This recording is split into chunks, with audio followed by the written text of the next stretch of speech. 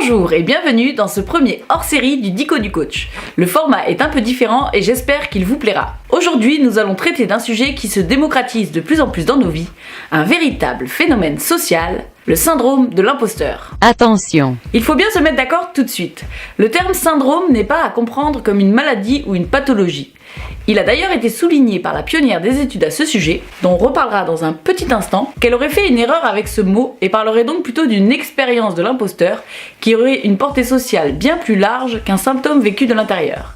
Mais bon, dans la vidéo, on va dire syndrome. Le syndrome de l'imposteur toucherait 60 à 70% des gens, hommes et femmes confondus, surtout les femmes, mais on y revient juste après, et consisterait en un doute à un moment ou à un autre de leur carrière professionnelle quant à la légitimité de leur succès et de leurs accomplissements.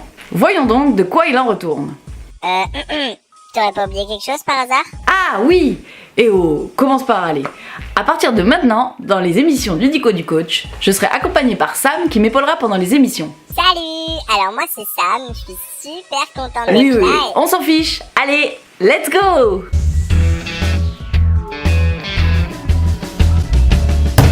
En 1978, portée par la psychologue Pauline Clance, une première étude est menée sur le sentiment d'insécurité injustifié éprouvé par ces patients qui, malgré de bons résultats scolaires, ne croyaient pas mériter leur place à l'université. Avec sa collègue, la psychologue Suzanne Imes, elle se penche sur l'étude de 150 femmes qui éprouvaient un doute quant à leur légitimité alors qu'elles étaient reconnues pour leur diplôme et leur excellence professionnelle.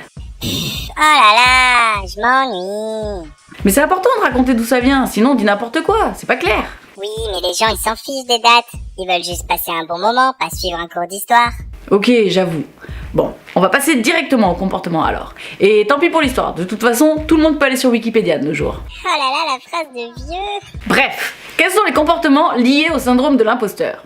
Les personnes vivant le syndrome de l'imposteur rejettent plus ou moins systématiquement le mérite lié à leur travail et attribuent leur succès ou le succès de leur entreprise pour un ou une entrepreneur à des éléments extérieurs comme la chance, les relations, des opportunités ou des circonstances particulières par exemple. Elles se considèrent comme des escrocs et ressentent une pression constante d'être démasquées.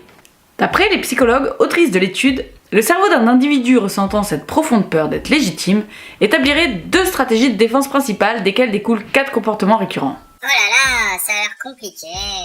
Mais non, je vais essayer de faire simple, tu vas voir. Et puis, on va utiliser un beau dessin bien clair.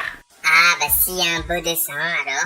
Ces 2 stratégies sont donc celles de l'overdoing, qu'on peut traduire par en faire trop, et celle de l'underdoing, en faire le moins possible. Dans une stratégie d'overdoing, la personne conçoit et attribue ses réussites à une grande quantité de travail exclusivement. Elle se tourne vers le perfectionnisme et critique facilement le travail des autres. Cette stratégie peut parfois mener ces personnes à l'épuisement professionnel ou au burn-out.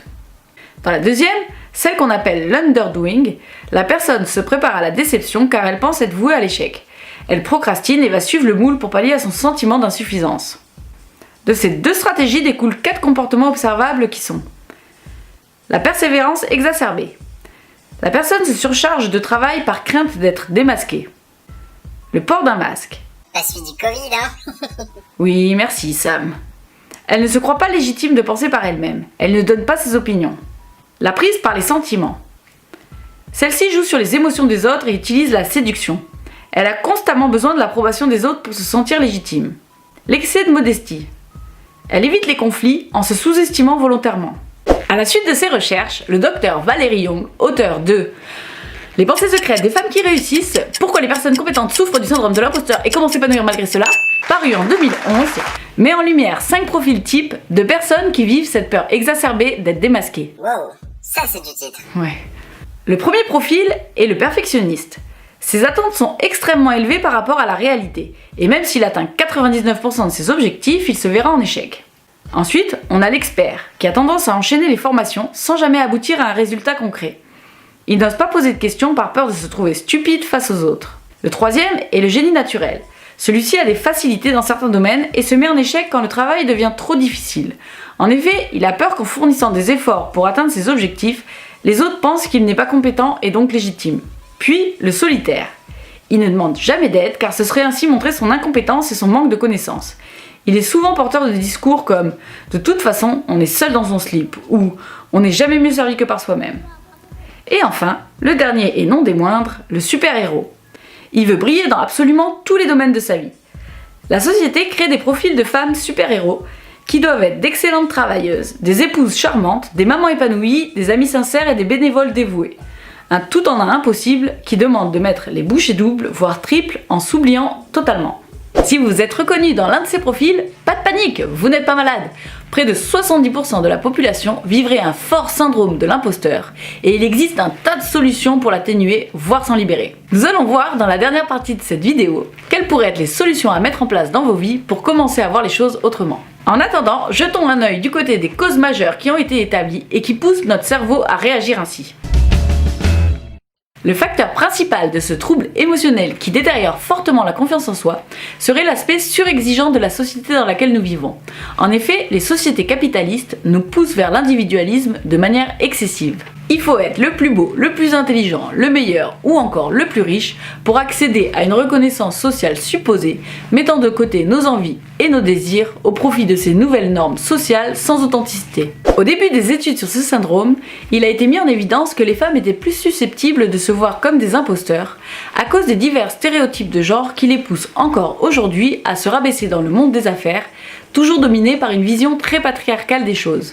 Même une femme dirigeante devait par exemple apprendre à diriger comme un homme, laissant ses compétences naturelles de côté pour augmenter sa rentabilité et sa compétitivité. Par la suite, il s'est avéré que les hommes sont tout aussi sensibles à cette perception d'imposture sociale pour d'autres raisons, toujours liées à cet esprit de compétition. Toujours suite à ces études, l'autre grand facteur de ce syndrome de l'imposteur est lié à un système d'éducation familiale et scolaire malmené et défaillant. On inculque très jeune à un enfant d'être le meilleur dans une grande variété de domaines qui ne lui conviennent pas toujours. La hausse alarmante de l'anxiété en milieu scolaire en est également une conséquence. L'échec est enseigné comme une mauvaise chose plutôt que comme un apprentissage. Le droit à l'erreur n'est plus permis et dès leur plus jeune âge, les enfants sont victimes d'une baisse de confiance en soi qui peut conduire au syndrome de l'imposteur et polluer toute sa vie. Ouh, joli sujet sensible. J'aurais pas osé perso. Pauvres enfants. Mais sinon, à part les mauvaises nouvelles... Oui, j'y arrivais justement. Et merci pour la transition d'ailleurs. Ça fait plaisir. Fort heureusement, il existe des solutions pour dépasser cette peur considérée par Ludivine Kazili, psychopédagogue, comme des croyances qui sont bien souvent irréelles, fondées sur rien de tangible. Selon vos préférences, vous pouvez vous orienter vers les services d'un coach en développement personnel, qui plus est spécialisé en entrepreneuriat féminin, tel que AM Coaching Pro par exemple, une jeune mompreneur en plein élan créatif qui propose des programmes parfaitement adaptés aux besoins des femmes en création d'activités ou aux dirigeantes déjà plus chevronnées en outrepassant des blocages tels que les croyances liées au syndrome de l'imposteur. Non mais j'y crois pas, tu fais ta pub sérieux? T'as pas honte de faire confiance aux gens qui regardent tes vidéos et leur mettre à l'envers comme ça? En plus, ça va, parler de soi à la troisième personne, comment va ton ego sinon? Le forçage était un peu voyant, en effet, mais non, j'ai pas honte. Après ça, tout passe. Bon allez, reprenons. Oui voilà, reprenons. Et si ça les intéresse, ils iront sur ton site, ou sur Instagram, ou Facebook, ou LinkedIn, ou sur le tout nouveau Pinterest au besoin. Tout est en description de toute façon. Je disais donc que selon vos préférences, vous pourriez vous orienter vers les services d'un coach en développement personnel, de thérapeutes dans diverses disciplines, comme la psychologie ou les neurosciences, et grâce à des déblocages et des introspections, vous arriverez à vous défaire de ce syndrome qui prend une allure de mal du siècle.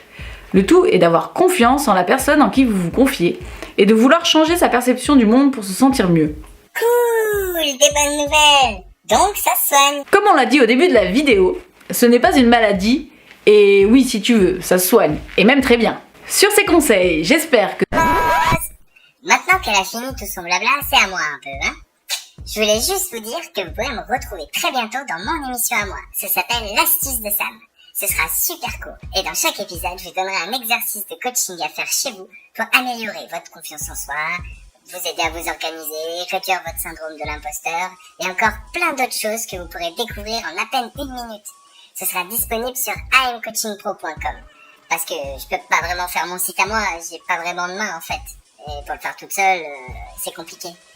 Donc elle m'héberge pour l'instant. Allez, je vous laisse vous dire au revoir et on se voit très vite. Bisous.